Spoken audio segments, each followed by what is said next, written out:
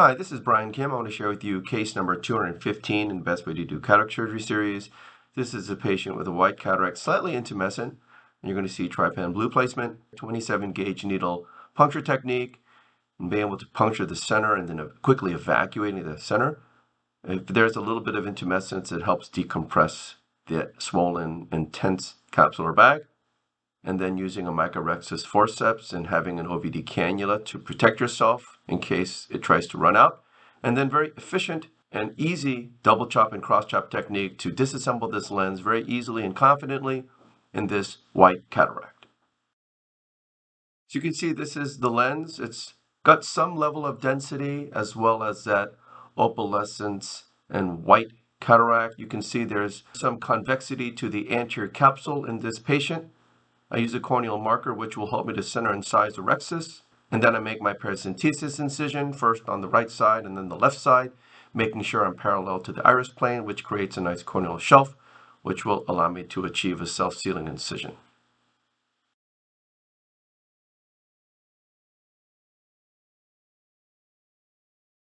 This is intracameral epinephrine.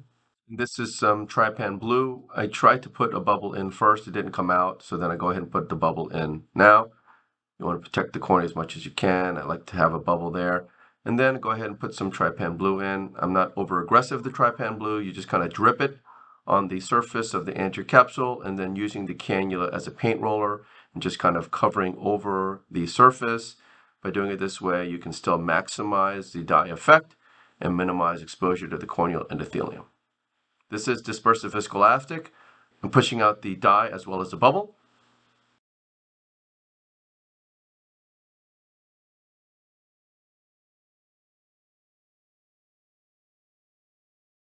And this is a triplanar corneal incision. I make a vertical groove, place the blade into the deep part of the groove, tunnel, and using the cannula to control the eye, I'm able to turn it towards me and then I enter.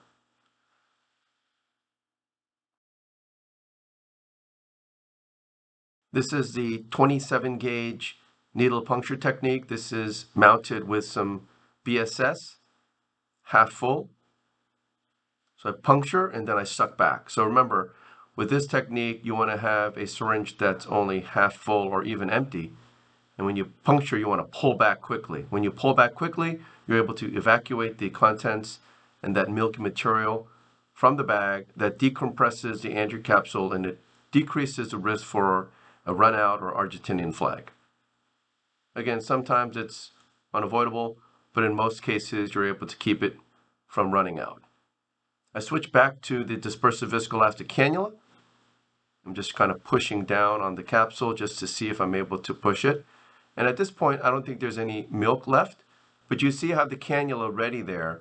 And if I feel like there's forces that want to cause the rhexis to run out, I'll quickly push more viscoelastic peripheral to the tear, which will hopefully flatten out the capsule and prevent it from running out even more. So again, I'm using that cannula almost like a lifeguard, ready to go in case I need it. It's not doing anything, I'm just using it to control the eye. But remember, I use a cannula to control the eye anyway. When I have a patient with a Bell's reflex, I use the Orlock technique. So the point is that maneuver, having a second instrument for these steps of the case is really advantageous and a good habit to do even when you don't really need it. And this is the capsule fornix hydrodissection technique. I place a cannula under the rhexis edge contra-incisionally, pointed tip down. Of course, this is a white lens. You don't see a wave, but I'm able to hook the lens up and then decompress the bag, and then the lens begins to spin. Remember, these lenses are already disassociated from the capsular bag, typically in these white cataracts.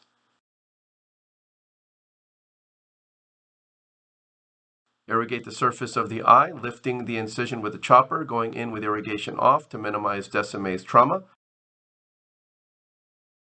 Removing the surface epinuclear material, and this is the double chop and cross chop technique. I place the chopper under the rhexis edge contra-incisionally, point the tip down, take the phaco tip vertically sub-incisionally, fracturing the lens completely in half. You see there's no tilting, there's no pushing on the zonules, I just fractured the lens. Placing the chopper around the right heminucleus, hooking the peripheral lens, pulling it centered toward the phaco tip, which is placed deep, crushing the lens completely in half against the phaco tip, and that is the cross chop. lifting that first quadrant up with some vacuum, getting the chopper around it, crushing the lens between the instruments, and then emulsifying the lens pieces. Very efficient lens removal.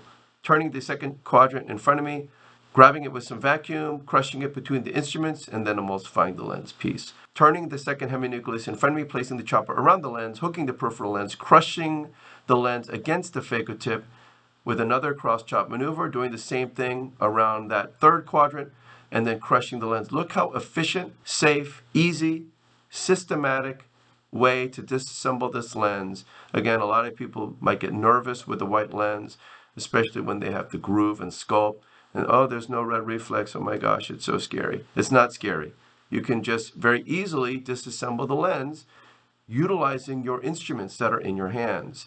When you depend upon the machine to do the work for you, sometimes you can get into trouble. Again, most cases, not the case, but in some cases like this, you can run into trouble. Why? Because you don't have a lot of lens material as a buffer to protect the posterior capsule, right? The posterior capsule is right there. And so it's more important not to use high vacuum to grab pieces. It's more important to utilize your instruments to hook the peripheral lens, get the lens up, and then crush it.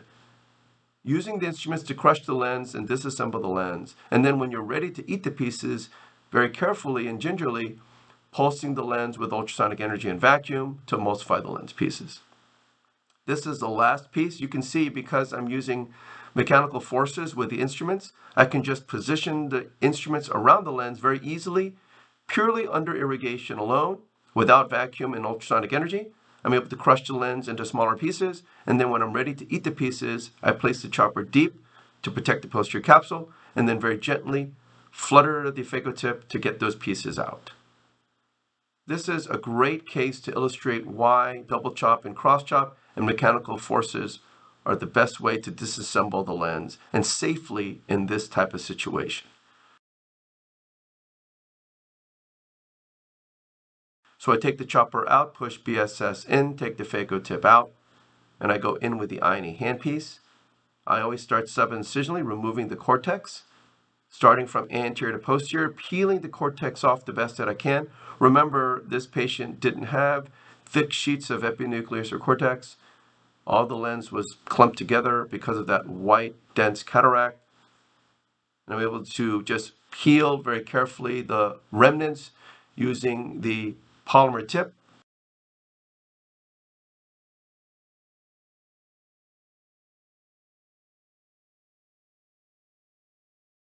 And then switching to polish mode, polishing under the rexus edge, deeper into the capsule fornix.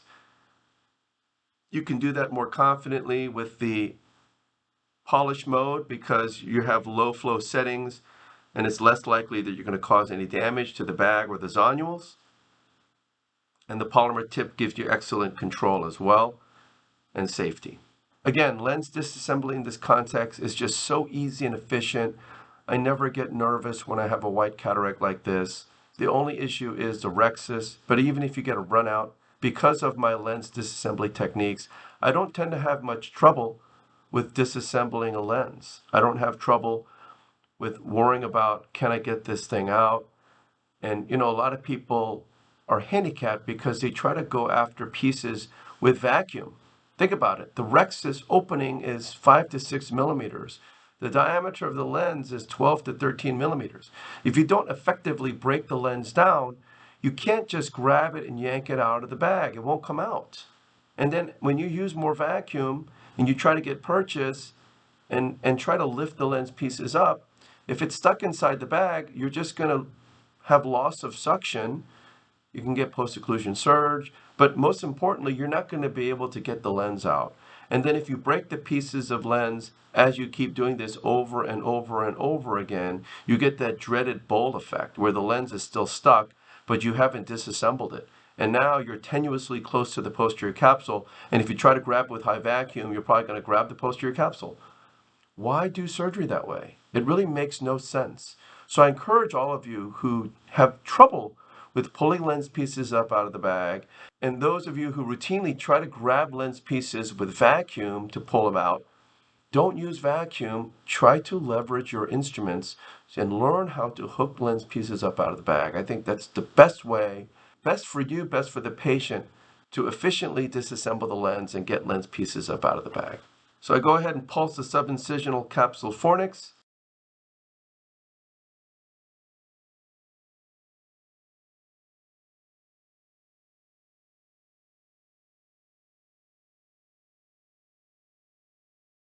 And then fill the bag with cohesive viscoelastic, and you see I'm sweeping here.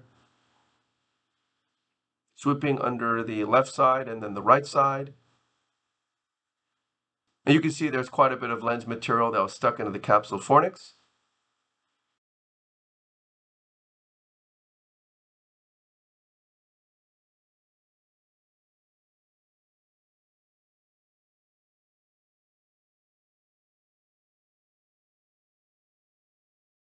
This is a single piece acrylic lens. It's going to go into the bag.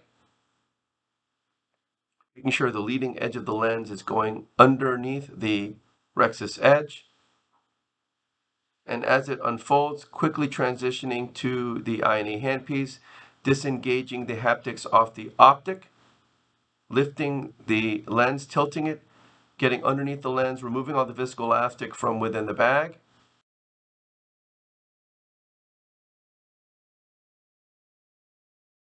Repositing the optic back down, polishing underneath the rhexis edge,